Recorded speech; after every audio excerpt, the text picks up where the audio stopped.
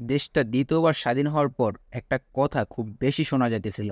সেটা হইল যে সংখ্যালঘুদের উপর অত্যাচার করা হইতেছে, মন্দির ভাঙা হইতেছে। আসলে এসব কিছু না। এসব যে আওয়ামী লীগের কারসাজি, ওরা এরকমের বিশৃঙ্খলা সৃষ্টি কইরা ওরা দেশটাকে শেষ করতে চায়। ওরা ওদের শেখ হাসিনা যে ছিল তখন ভালো ছিল, এইগুলো ওরা প্রমাণ করতে চাইতেছে।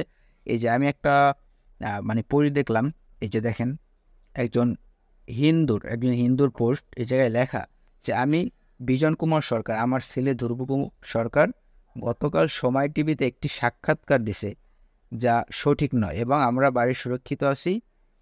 সে হয়তো আবেগবশত না বুঝে সাক্ষাৎকার দিছে। মানে এইটা যে হিন্দু ছেলেটা সাক্ষাৎকার দিছে, ও হয়তো ওদের সংখ্যালঘুদের উপর যে অত্যাচার করা হইতেছে এই মিথ্যা কথাগুলো বলছে।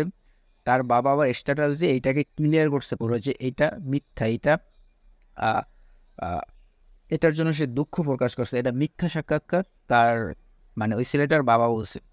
এইটা দ্বারাই বোঝা যায় যে এইগুলা আসলে কিছু না, এগুলা হিন্দুদেরকে টাকা খাওয়াইয়া বা ওদের যে কোনোভাবে হোক, যে কোনোভাবে ম্যানেজ করে ওদের দ্বারা এইগুলা করানো হইতেছে। অনেক মন্দিরের সামনে দেখতেছে অনেক মহিলারা কান্না করতেছে যে আমাদের মন্দির ভাঙ্গাচোরা হইতেছে।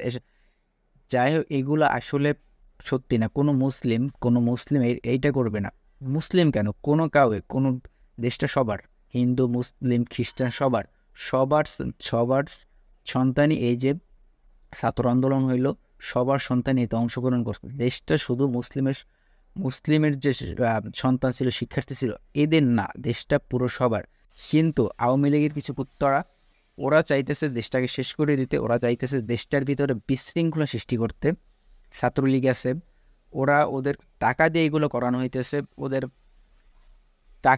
এইগুলো করানো হয়েছে যে ওদের সব কার্যকলাপ দেখলেই বোঝা যায়। আর এই পোস্টটা তো একদম ক্লিয়ার হয়ে যায় যে আসলে এইগুলো কিছুই না, এইগুলো সব ওদের বানোয়াট। এটা দেশটা তৈরি করার জন্য, এটাকে ধ্বংস করার জন্য ওরা উইঠা ফুইরা লাগতেছে। এটা একদম ক্লিয়ার। এখানে মানে ওদের দ্বারা, ওদেরকে টাকা দিয়ে, হিন্দুদেরকে টাকা দিয়ে বা মুসলমান হিন্দু সাহায্যে যে কী অভিনয়টা করতে পারে সেটা আমরা ফেসবুকে দেখছি। মানে সত্য তো গোপন থাকে না, কখনো কখনো বের হয়। এই 4-5 দিন চাইতে না যাইতে এগুলো বের হয়ে গেছে। এই যে সব কিছু ভাঙচুর সব দেখতেছেন, এগুলো সব ওই যে আওয়ামী লীগ ছাত্রলীগ এদের কারসাজি, এদের বাইরে আর কেউ না।